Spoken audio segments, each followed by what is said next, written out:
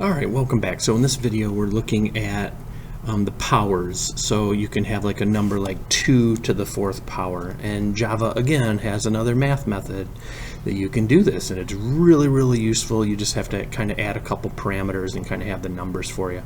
Again, you can do this with integers, doubles, and you can use scanner with this as well.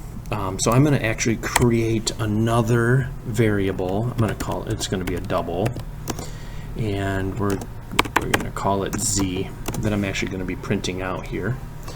But in essence, what we're going to do, essentially, we're going to take these two values and we're going to plug them in. So we're going to say that this is going to be 2 to the 4th power.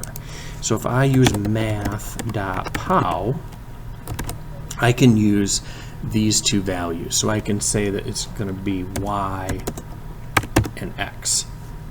And what's going on here now is these are called parameters, right? So we're going to use this particular method called pow, math.pow, and we're saying that y is going to be our first number, and essentially what it does is it raises the first number to whatever number you have, the second number to that power.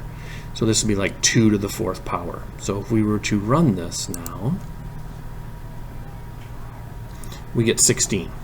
Okay, so 2 to the 4th power is 16.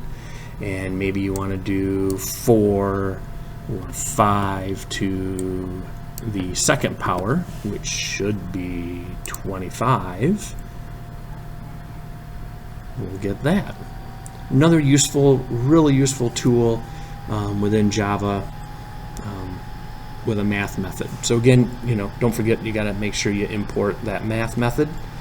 And again, you could do this with a scanner. You could take a couple inputs and just go ahead and enter them. Otherwise, you can just set it up something like this. And notice that it does print out as a double because this one's a double here. Okay, and then we just print that off. All right, hopefully that helps you with your coding, and good luck.